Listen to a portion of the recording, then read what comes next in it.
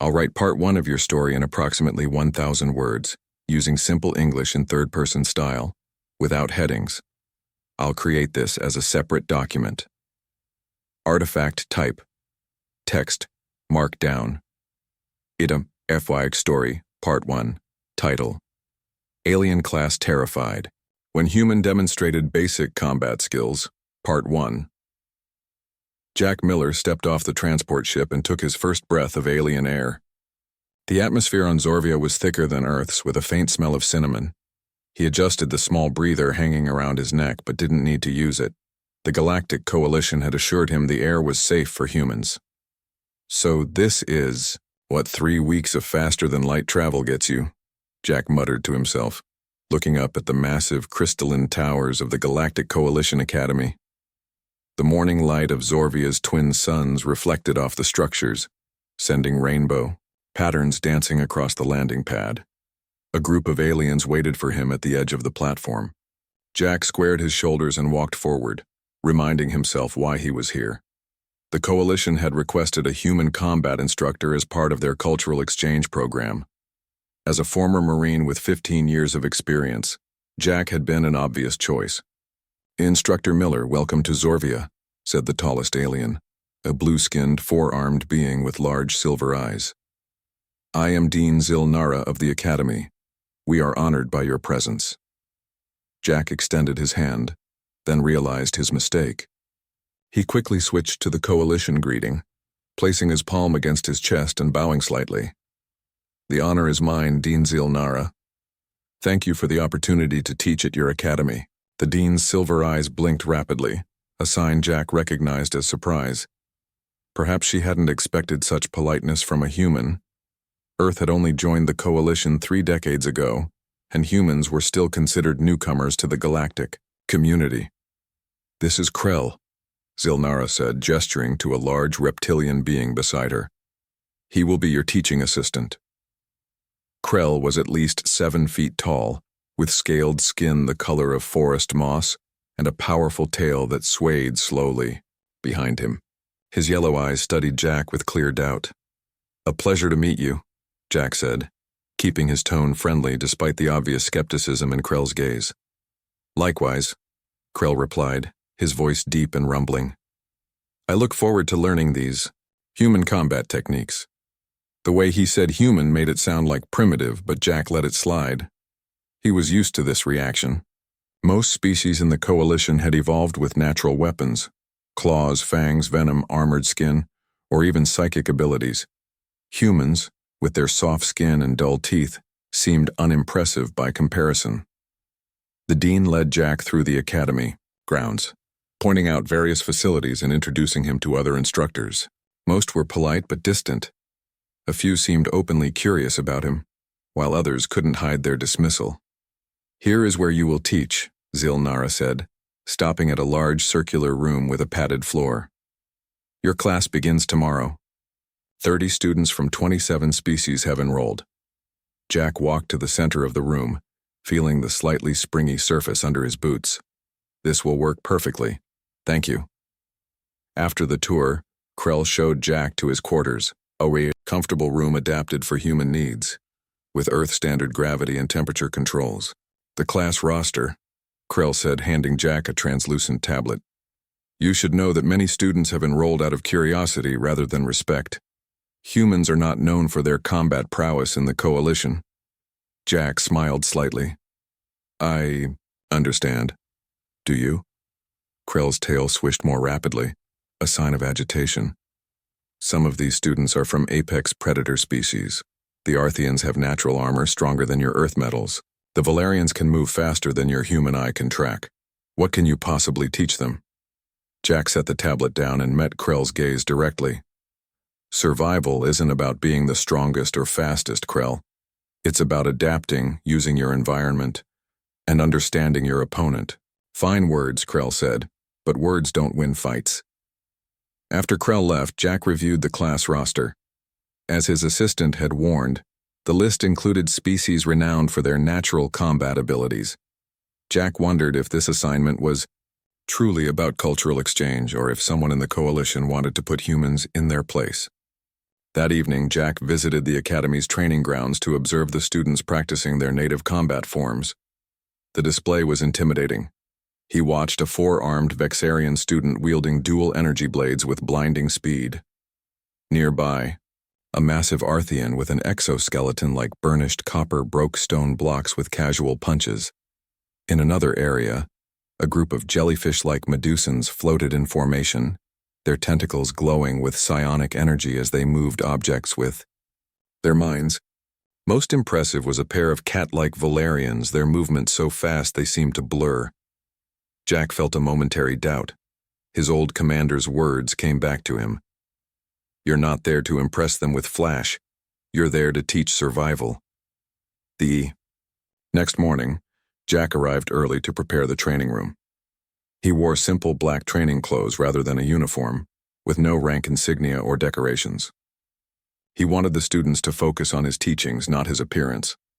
The students filed in slowly, some moving with grace, others with thundering steps that shook the floor. They formed a loose circle around the room, many keeping their distance, as if Jack might be dangerous or diseased. "Good morning," Jack said, his voice calm but carrying to every corner of the room. "I am Instructor Miller from Earth. I'll be teaching fundamental self-defense for the next 3 months." A murmur ran through the group. Jack spotted Krell at the back of the room, arms crossed, watching with interest. "Before we begin, I want to be clear about something," Jack continued. "This class isn't about showing off or proving whose species is superior. It's about learning to protect yourself regardless of your natural abilities." A large Arthean student stepped forward. His exoskeleton gleamed under the lights, ridged with spikes along his forearms and shoulders. "I am Voxthal of the Arthean Dominion," he announced loudly. "Why should any of us learn combat from a human? Your species has no natural weapons. You evolved on a low-gravity world with minimal predators. What could you possibly teach us?" Several students nodded in agreement. Jack noticed Dean Zilnara had slipped into the room and was watching from the doorway. Jack smiled slightly. He'd expected this challenge. "A fair question, Voxthal. Perhaps a demonstration would answer better than words. Would you be willing to help me show the class?" The Arthean's mandibles clicked in what Jack recognized as their version of a smirk. "Of course, human. How shall I demonstrate my abilities?" "Actually," Jack said calmly, "I'd like you to try to hit me. Use any non-lethal attack you wish." The room went silent. Even Krell straightened up, his tail frozen in surprise. Voxthal looked at Jack as if he'd gone mad. "You want me to attack? You? I could break your bones with a casual strike." "If you can hit me," Jack replied, stepping to the center of the training area. "Shall we begin?" "I've written part 1 of your story in a separate document." The story introduces Jack Miller, a former Marine who arrives at the Galactic Coalition Academy on planet Zorvia to teach alien students about human combat techniques. This first part establishes Jack's arrival on the alien planet. His introduction to Dean Zilnara and his teaching assistant Krell. The skepticism he faces from the aliens who consider humans physically unimpressive. His observation of the alien students' impressive natural combat abilities. The challenge from Voxthal, an Arthean student who questions what a human could possibly teach them. The setup for a demonstration where Jack will show his skills. The writing is in third-person style using simple and basic English, without headings or asterisks, and is approximately 1,000 words. The narrative ends with a cliffhanger as Jack invites the skeptical alien student to attack him. "Would you like me to write part 2 next?" "I'll write part 2 of your story in approximately 1,000 words, using simple English in third-person style, without headings. I'll create this as a separate document. Artifact type, text, tak, markdown, HFY Story part, title, Alien Class Terrified. When Human Demonstrated Basic Combat Skills, Part 2. The training room fell silent as Jack stood in the center, his stance relaxed but alert. Voxthal looked around at his fellow students, mandibles clicking in amusement. Several of the alien students had moved closer to watch, forming a loose circle around the human and the Arthean. "Very well, human." Foxthal said, moving to stand opposite Jack. I will try not to damage you too severely. Jack nodded and gestured for him to proceed. Whenever you're ready. Foxthal didn't waste time. He lunged forward with surprising speed for his size, one armored fist aimed directly at Jack's chest. To the watching aliens, it seemed the human would be flattened in an instant, but Jack wasn't there when the punch arrived. With a small step and a pivot of his hips, he moved just enough for the Arthian's fist to pass harmlessly by. Foxthal stumbled forward, thrown off balance by his own momentum, the room filled with surprised chirps, clicks, and hums as the alien students reacted. Dean Zilnara's forearms uncrossed in surprise. First lesson, Jack said calmly. Position before power. The strongest attack is useless if it doesn't connect. Foxthal turned, his compound eyes narrowing. A lucky dodge. Try again, Jack offered, returning to his relaxed stance. This time, Foxthal approached more cautiously. He threw a series of quick jabs with his lower arms while his upper arms remained raised defensively. Jack weaved around the strikes, his movements economical and precise. Notice that I'm not trying to match his strength, Jack explained to the class as he continued to evade. Humans evolved as persistence hunters. We don't have the natural weapons many of you do, so we learned to observe, adapt, and exploit weaknesses. Foxthal growled in frustration and launched a powerful sweeping kick at Jack's legs. Jack jumped lightly over it and, as the Arthian's leg passed beneath him, placed a hand on Foxthal's shoulder and used it as a pivot point to redirect his own momentum. He landed behind the alien. Before Foxthal could turn, Jack placed 2 fingers against a specific point where the Arthian's exoskeleton segments met at the back of his neck. Foxthal froze. What did you do? He asked, voice tinged with alarm. Pressure point, Jack explained, removing his fingers. Your nervous system has vulnerabilities where your armor segments connect.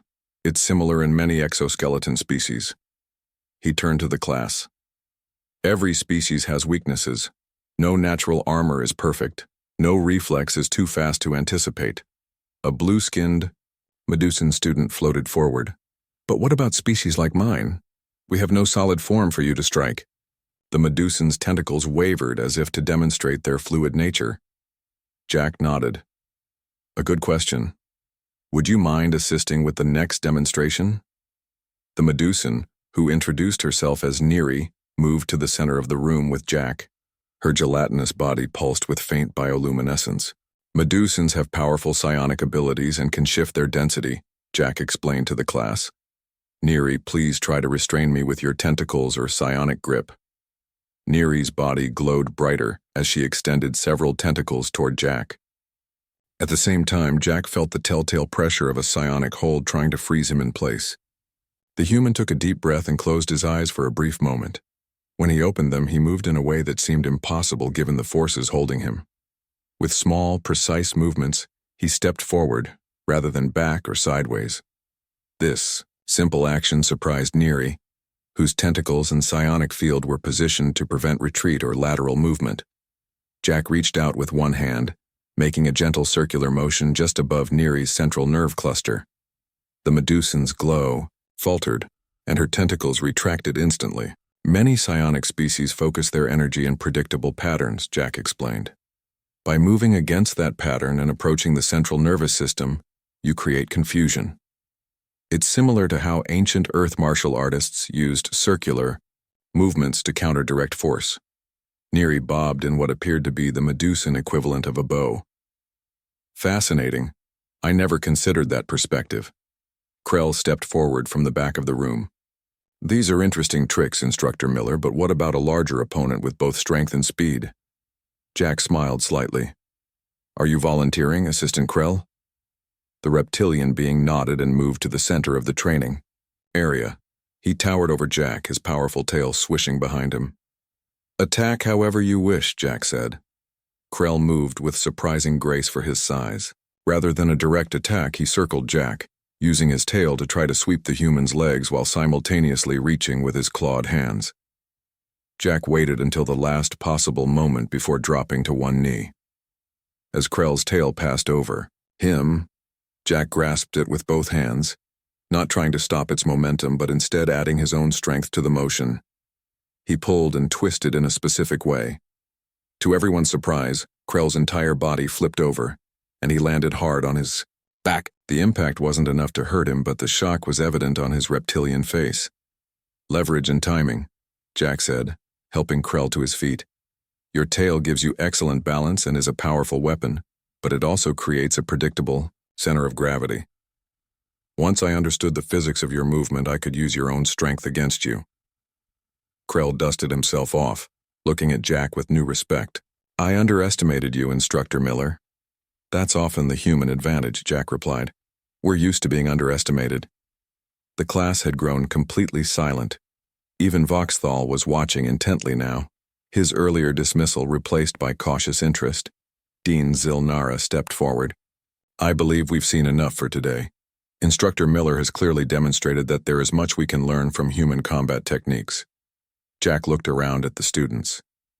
"What I've shown you today isn't special among humans. These are basic principles taught to our military, our law enforcement, even to civilians for self-defense. Humans don't have natural weapons, so we turned our minds into our greatest defense." "Is it true," asked a small bird-like student in the back, "that humans have thousands of different fighting styles?" Jack nodded. "Over our history, we've developed combat systems specialized for different environments, opponents, and purposes. From ancient wrestling to modern military close-quarters combat, humans have been refining these techniques for thousands of years." As the class ended, the students filed out, many of them looking at Jack with new eyes. Some seemed afraid, others fascinated. Voxthal lingered behind. "I still don't understand how you moved like that," the Arthean said. "Your muscles shouldn't be capable of such speed." "It wasn't speed," Jack explained. "It was timing and anticipation. I watched your eyes, the tension in your shoulders, the shift in your weight. Your body told me what you were going to do before you did it." Voxthal's mandibles clicked thoughtfully. "Could you teach me to see as you do?" Jack smiled. "That's exactly what this class is about. I've written part 2 of your story in a separate document. This part focuses on Jack's demonstration of his combat skills to the skeptical alien students. This second part includes Jack successfully evading and countering Voxthal's attacks, a demonstration with Neri, a Medusan student with psionic abilities, Jack showing how he can overcome Krell's size and strength advantage, explanations of the basic principles behind human combat techniques, the changing attitudes of the alien students as they witness Jack's skills, Voxthal beginning to show interest in learning from Jack. The writing continues in third-person style using simple and basic English, without headings or asterisks, and is approximately 1,000 words. The narrative shows how Jack is winning over the initially skeptical aliens by demonstrating that human combat skills are based on observation, timing, and technique, rather than raw strength or natural weapons. Would you like me to continue with part 3 of the story? I'll write part 4 of your story in approximately 1,000 words, using simple English in third-person style, without headings. I'll create this as a separate document. Artifact type.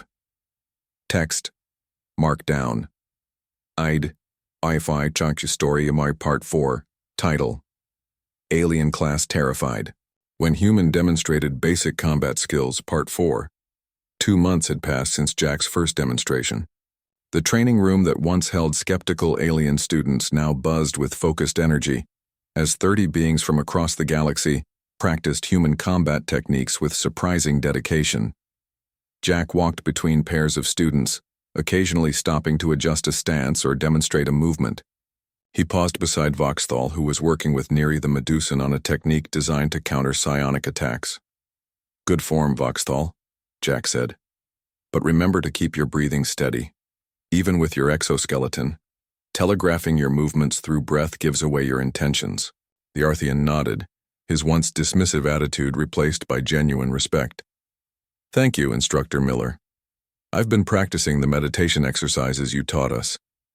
Across the room, Krell supervised another group.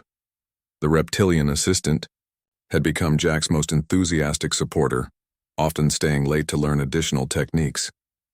"Instructor Miller," called Dean Zilnara from the doorway. May I speak with you privately? Jack nodded to Krell to continue the class and joined the dean in the hallway. Her silver eyes studied him with an intensity that made him slightly uncomfortable. Is something wrong, Dean? Jack asked. Not wrong, she replied, her forearms gesturing in a pattern that indicated thoughtfulness in her species. But I've received inquiries from the Galactic Coalition High Command about your teaching methods. Jack frowned. Have there been complaints?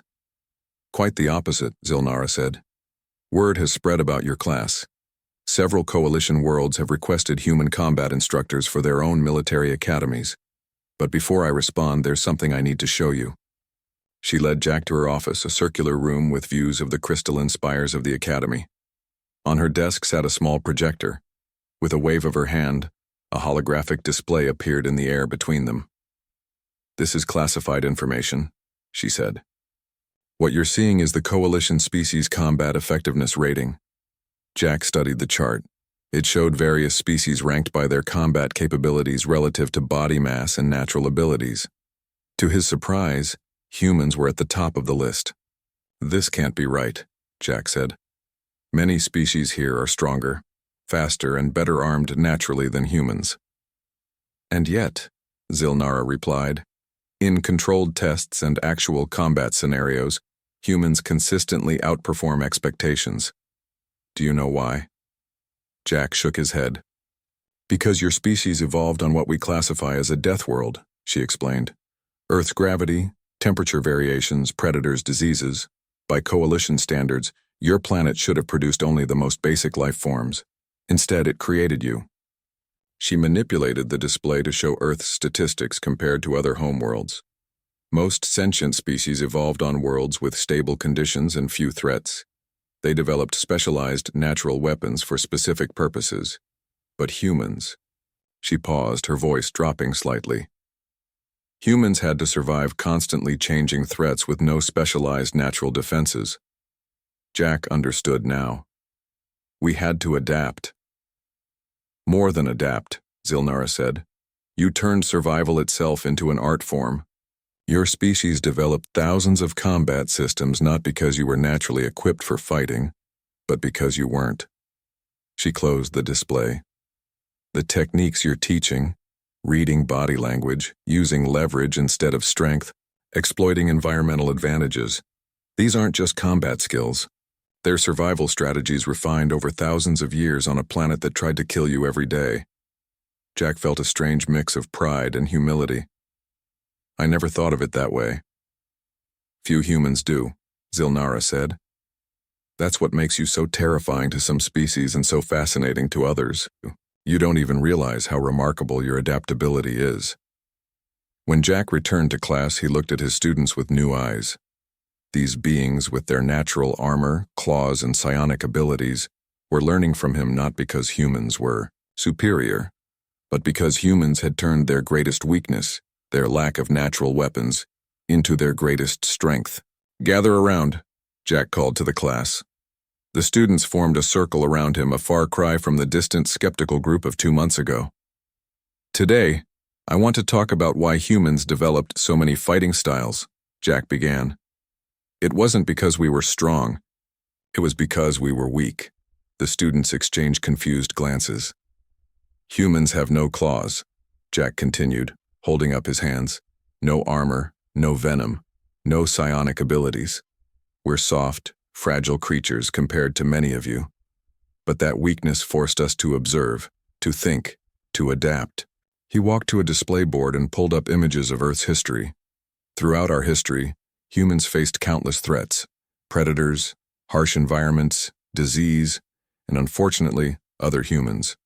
With no natural weapons, we had to create tools and techniques. We had to understand the physics of movement, the psychology of confrontation, the biology of vulnerabilities. Jack showed them images of ancient human martial arts, medieval combat, and modern military training. Each of these systems was developed to address specific threats. The diversity of our combat methods reflects the diversity of challenges we faced. And because we couldn't rely on natural abilities, we had to master principles that would work regardless of physical limitations. Voxthal raised a hand. Is That why your techniques can be adapted for different species? Because they're based on principles rather than specific physical traits? Exactly, Jack said, nodding with approval. The fundamentals of balance, leverage, timing, and awareness are universal. They can be applied regardless of body type or natural abilities. A small, green-skinned student named Lyra spoke up. My people are considered physically weak by coalition standards. We evolved on a low-gravity moon with few predators. Could these human techniques help species like mine?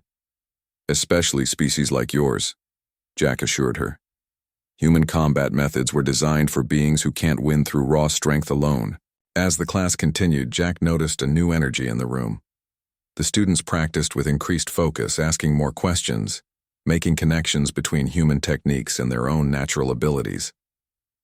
Later that evening, Jack found Krell, in the empty training room, practicing a complex sequence of movements that combined his reptilian strength with human efficiency. You've made impressive progress, Jack said. Krell completed the sequence before responding. I've been thinking about what you said today, about weakness becoming strength. My people have always relied on our size and natural weapons. We never needed to develop alternatives. And now? Jack asked. Now I see that as a limitation, Krell admitted. We stopped evolving our combat methods because we thought we were already perfect. Humans never had that luxury. Jack smiled. That's the greatest lesson I can teach. Combat, like life, is about continuous adaptation. The moment you think you've mastered everything is the moment you become vulnerable. Krell nodded thoughtfully. The coalition has existed for 3,000 years. Many species have become complacent, specializing in their natural strengths but ignoring their weaknesses. Perhaps humans are exactly what we needed, a reminder that adaptation never stops. As Jack left the training room that night, he thought about Dean Zilnara's words. Humans had indeed evolved on a world that challenged them at every turn, but maybe that wasn't a curse. Maybe it was the greatest gift Earth could have given them, the need to constantly improve, adapt, and overcome. I've written part 4 of your story in a separate document. This part focuses on the deeper understanding of why human combat techniques are so effective, and how the alien students have come to respect Jack's teachings. This 4th part includes a time jump showing the progress of Jack's class after 2 months, a private meeting with Dean Zilnara, who reveals classified information about human combat effectiveness, the revelation that humans rank highest in combat, effectiveness relative to their natural abilities, an explanation of how Earth's harsh conditions forced humans to develop advanced combat techniques, Jack sharing with his students that human weakness became their greatest strength. A meaningful conversation with Krell about continuous adaptation and evolution. The growing respect and interest from the alien students. The writing continues in third-person style, using simple and basic English, without headings or asterisks, and is approximately 1,000 words. This part delves into the philosophy behind human combat and why aliens find it both terrifying and fascinating. Would you like me to write the final part 5 to complete the story? I'll write part 5, the final part of your story, in approximately 1,000 words, using simple English in third-person style, without headings. I'll create this as a separate document. Artifact type Trionics, text dodge markdown, ID cut, HFY Story Part 5. Title: Alien. Class terrified when human demonstrated basic combat skills. Part 5. The day of the final evaluation arrived with an air of excitement throughout the academy. What had begun as a curious cultural exchange had transformed into one of the most talked-about events in Galactic Coalition educational history. Jack stood at the entrance to the main exhibition hall, surprised by the crowd gathering inside. Didn't expect such an audience, he said to Krell, who stood beside him in formal attire. Word travels fast in the Coalition, Krell replied. Officials from 17 worlds have come to observe. Your teaching methods have caused quite a stir. The exhibition hall had been transformed into a demonstration arena, with seating for hundreds of spectators. At the center was a circular platform where the students would demonstrate their newly acquired skills. Jack spotted Dean Zilnara greeting. dignitaries from various worlds, her forearms moving in formal gestures of welcome. "Are you nervous?" Jack asked Krell. The reptilian assistant straightened his posture. "No, you have prepared us well." As Jack's students filed into their preparation area, he gathered them for a final word. 30 faces of varying colors, textures, and features looked at him with what he now recognized as respect across species. "Today isn't about impressing the audience," Jack told them. "It's about demonstrating that you understand the principles we've studied. Combat isn't performance, it's practical problem-solving under pressure. Focus on efficiency, awareness, and adaptation." Voxthal stepped forward. "We won't disappoint you, Instructor Miller." The Arthean who had once challenged Jack was now one of his most dedicated students. Over the past 3 months, Voxthal had integrated human combat principles with his natural strengths to create something entirely new. Dean Zilnara took the center of the arena to begin the ceremony. "Distinguished guests, faculty, and students, today marks the conclusion of our first Human Combat Principles course. What began as a cultural exchange has revealed itself to be much more significant." She gestured toward Jack. "Instructor Miller has introduced methods that many of us initially found primitive or even frightening in their efficiency. Now we recognize them as valuable additions to our understanding of defensive arts throughout the galaxy." The evaluation began with individual demonstrations. Each student showed how they had adapted human techniques to their unique physiologies. Lyra, the small green-skinned student, demonstrated how leverage and momentum could overcome opponents twice her size. A gas-based student named Voon showed how pressure point knowledge could be applied even to non-solid beings. The audience watched with growing amazement as species after species displayed combat forms that blended their natural abilities with human efficiency. Some officials took notes while others whispered among themselves. When Voxthal's turn came, the hall fell silent. His reputation as the initial skeptic was well known. He stood in the center of the arena facing 3 training drones programmed to attack simultaneously. What followed left even Jack impressed. Voxthal moved with a fluidity that seemed impossible for his armored body. He didn't rely solely on his natural strength, but instead used positioning, timing, and environmental awareness just as Jack had taught. When the demonstration ended, the audience erupted in applause. After the individual displays came team exercises. Students of different species worked together, compensating for each other's weaknesses and amplifying strengths. Jack watched with pride as beings who would never have trained together before now moved in coordinated patterns. As the final demonstration concluded, Dean Zilnara returned to the center of the arena. "We have witnessed something remarkable today. Not just impressive combat skills, but a philosophy of adaptation that transcends species differences." She turned to where several high-ranking coalition officials sat. "I am pleased to announce that based on the success of this program, the Coalition Education Council has approved an expanded Human Combat Studies department at the Academy, with Instructor Miller as its head." The announcement caught Jack by surprise. He had expected to return to Earth after the course concluded. As he stepped forward to acknowledge the honor, a tall, purple-skinned official approached. "Instructor Miller," the official said, introducing himself as Admiral Kren of Coalition Defense. "Your work here has significant implications beyond education. The Coalition faces threats from beyond our borders, species who rely on overwhelming force rather than skill. Your methods could save countless lives." "I'm just teaching basic human techniques," Jack said modestly. "What you call basic, we call revolutionary," Admiral Kren replied. "We would like you to develop a comprehensive manual adapting human combat principles for all Coalition species." Later at the reception following the ceremony, Jack found a moment of quiet reflection. He watched his students mingling with officials, demonstrating techniques and explaining concepts with confidence. "You've changed them," Dean Zilnara said, joining him. "Not just how they fight, but how they think." Jack nodded.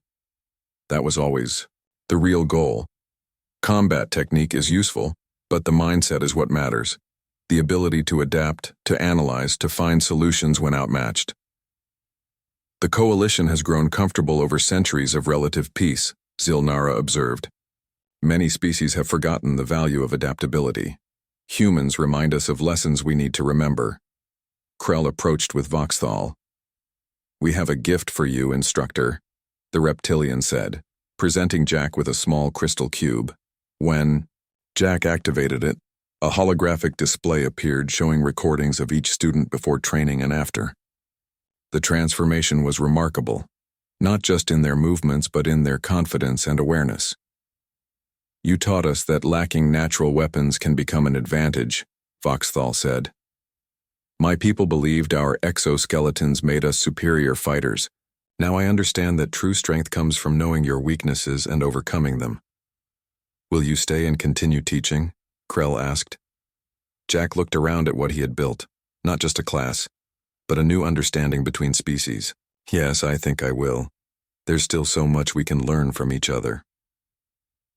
The next morning, Jack stood before a new class. The room was even more crowded than his first session, with students from additional species and several coalition military officers observing from the back. "Welcome to Human Combat Principles," Jack began. "Before we start, I want to address something many of you are probably thinking. You look at me, a human with no claws, no armor, no special abilities, and wonder what I could possibly teach you." A ripple of uncomfortable recognition passed through the new students. "That's exactly the right question," Jack continued with a smile. "And answering it is our first lesson." He moved to the center of the training area. "Today we're going to learn how humans turned running away into a tactical advantage.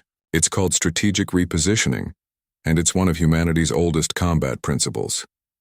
As Jack began the demonstration, he caught sight of his former students watching from the doorway, Voxthal and Krell at the front.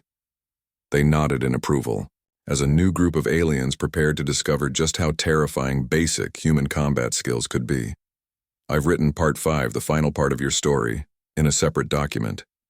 This part brings the narrative to a satisfying conclusion with the student's final evaluation and Jack's decision to continue teaching at the academy. This fifth and final part includes the grand final evaluation day with officials from many worlds attending individual and team demonstrations showing how the alien students have integrated human combat techniques. Voxthal's impressive demonstration that shows his complete transformation from skeptic to Master Jack being offered a permanent position as head of a new human combat studies department. A coalition official recognizing the strategic value of human combat techniques, a meaningful gift from the students showing their progress. The story coming full circle as Jack begins teaching a new, larger Class A final line echoing the title theme about aliens discovering how terrifying basic human combat skills can be. The writing is in third-person style using simple and basic English, without headings or asterisks, and is approximately 1,000 words. This conclusion wraps up the story's themes about human adaptability being our greatest strength, and how what we consider basic can be revolutionary to others. Is there anything specific you'd like me to explain or modify about the story now that all 5 parts are complete?